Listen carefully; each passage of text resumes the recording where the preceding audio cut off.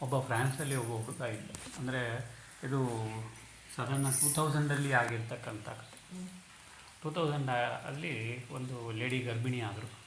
ಗರ್ಭಿಣಿ ಆದಾಗ ಅವ್ರು ಟೆಸ್ಟಿಗೆ ಹೋಗ್ತಾರಲ್ಲ, 1.5 ತಿಂಗಳು 2 ತಿಂಗಳಿಂದ. ಸೊ ಟೆಸ್ಟ್ ಮಾಡುವಾಗ ಡಾಕ್ಟರಿಗೆ ಅದು ಯು ವಿ ಸ್ಕ್ಯಾನ್, ಆವಾಗ ಯು ವಿ ಸ್ಕ್ಯಾನ್ ಅಂತ ಇತ್ತು, ಅಲ್ಟ್ರಾವೈಲೆಟ್ ರೇಸನ್ನು ಬಿಟ್ಟು. ಈಗ ನೀವೇನು ಹೇಳ್ತೀರ ಅದಕ್ಕೆ, ಇದ್ರದ್ದು ಸಿ ಟಿ ಸ್ಕ್ಯಾನ್ ಅಂತಿರಲ್ಲ, ಅದಕ್ಕೆ ಅವಾಗ ಯು ವಿ ಸ್ಕ್ಯಾನ್ ಹೇಳ್ತಾರೆ. ಆ ಯು ವಿ ಸ್ಕ್ಯಾನನ್ನು ಮಾಡಿದಾಗ ಗೊತ್ತಾಯಿತು ಆ ಮಗುವಿಗೆ ಕಣ್ಣಿಲ್ಲ. ಸೊ ಆವಾಗ ಅವರು ತಾಯಿ ತಂದೆಗೆ ಕರೆದು ಹೇಳಿದ್ರು, ಈ ಥರ ಇದೆ, ಆದರೆ ಗರ್ಭದಲ್ಲಿ ಆಪ್ರೇಷನ್ ಮಾಡಲಿಕ್ಕೆ ಆಗೋದಿಲ್ಲ, ಹುಟ್ಟಿದ ನಂತರ ಆಪ್ರೇಷನ್ ಮಾಡುವ, ಕಣ್ಣನ್ನು ಇದು ಮಾಡೋಣ ಅಂತ. ಓಕೆ ಅಂದ್ರಿ.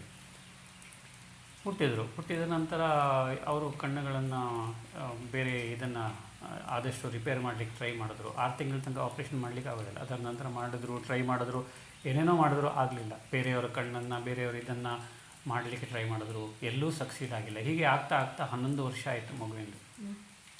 2011 ಅವರು ಫಾರಿನ್ ಡಾಕ್ಟರ್ಸು ಅವರು ಇವರನ್ನೆಲ್ಲ ಕರೆಸ್ಬಿಟ್ಟು ಈ ಎಲ್ಲ ಥರದ ರಷ್ಯನ್ ಡಾಕ್ಟರ್ಸ್ ಅಂತೆ, ಅಮೇರಿಕನ್, ಜಾಪನೀಸ್ ಡಾಕ್ಟರ್ಸ್ ಎಲ್ಲರೂ ಬಂದು ಪ್ರಯತ್ನ ಪಟ್ಟರು, ಸಕ್ಸಸ್ಫುಲ್ ಆಗಿಲ್ಲ.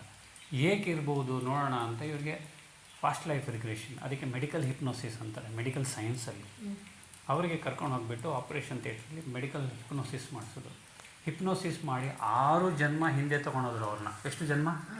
6 ಜನ್ಮ ಹಿಂದೆ ತೊಗೊಂಡೋಗ್ಬಿಟ್ಟು ಆಗ ಅವ ಹೇಳಿದ, ಆ ಹುಡುಗ, ಆತ ಒಬ್ಬ ರಾಜನ ಆಳಾಗಿದ್ದ, ಫೇವ್ರೇಟು, ರೈಟ್ ಹ್ಯಾಂಡ್ ರಾಜಂದು.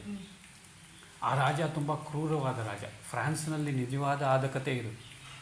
ಅದೇ ಪ್ರಾಂತ್ಯದಲ್ಲಿ ಒಬ್ಬ ರಾಜ ಇದ್ದ, ತುಂಬ ಕ್ರೂರಿ ರಾಜ. ಅವನು ಹೇಳಿದಂಗೆ ನಡೀಲಿಲ್ಲ, ತಪ್ಪು ಮಾಡಿದ್ದಲ್ಲಿ ಅವರ ಕಣ್ಣುಗಳನ್ನು ಕಿಳಿಸ್ತಿದ್ದ, ಬ್ಲೋಯಿಂಗ್, ರಾಡನ್ನು ರೆಡ್ ಹಾಟ್ ಮಾಡಿ ಕಣ್ಣುಗಳಲ್ಲಿ ಹಾಕೋದು. ಆ ಕಣ್ಣುಗಳಿಗೆ ಹಾಕುವಂಥದ್ದು, ಕಣ್ಣು ತೆಗೆಯುವಂಥ ಕೆಲಸ ಇವಂದು. ರಾಜ ಹೇಳ್ತಾನೆ ಅವನ್ನ ಇದು ಮಾಡಿ ಅಂದರೆ ಇವನು ಆ ಕೆಲಸವನ್ನು ಮಾಡೋದು. ನೀವು ಕೇಳ್ಬೋದು, ಈಗ ರಾಜ ಹೇಳಿದ್ದನ್ನು ಮಾಡ್ತಾನೆ, ಇವಂದೇನು ತಪ್ಪು ಅಂತ. ತಪ್ಪು ಯಾಕೆ ಇವಂದು ಅಂತಂದರೆ, ನಾವು ಕರ್ಮ ಮಾಡುವಾಗ ಖುಷಿ ಪಡಬಾರ್ದು. ಅಕಸ್ಮಾತ್ತಾಗಿ ಅಥವಾ ರಾಜ ಹೇಳ್ತಾ ಇದ್ದಾನೆ ಅದಕ್ಕೆ ಮಾಡ್ತಾ ಇದ್ದಾನೆ ಅಂದರೆ ಚೆನ್ನಾಗಿರೋದು. ಆದರೆ ಈತ ಏನು ಮಾಡ್ತಾನೆ ಅಂದರೆ ಅದರಲ್ಲಿ ಆನಂದ ತೊಗೊಳ್ತಾನೆ, ಅದರಲ್ಲಿ ಖುಷಿ ತೊಗೊಳ್ತಾನೆ, ಅದರಲ್ಲಿ ಖುಷಿ ಪಡ್ತಾನೆ. ಅವರ ಕಣ್ಣುಗಳನ್ನು ತೆಗೆಯೋದರಲ್ಲಿ ಇವನಿಗೆ ಖುಷಿ, ಏನೋ ಒಂದು ಆನಂದ. ಅವರಿಗೆ ತೊಂದರೆ ಕೊಡೋದು ಏನೋ ಒಂದು ಖುಷಿ ಇವನಿಗೆ.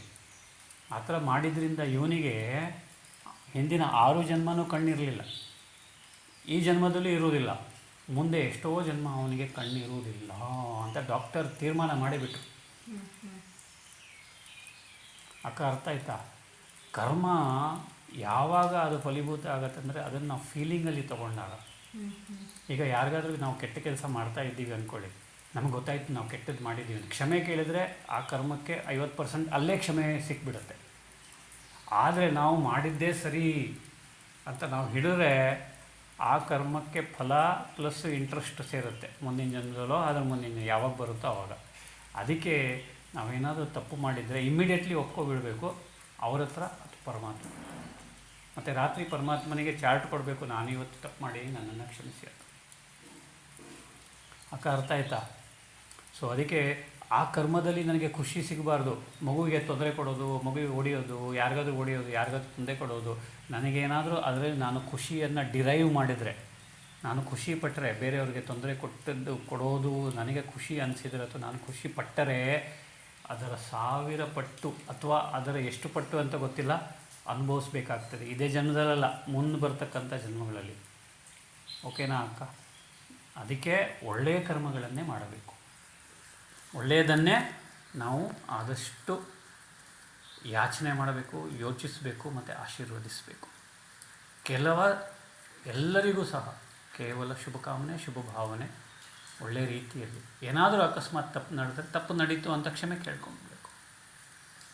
ಓಕೆ ಅಕ್ಕ?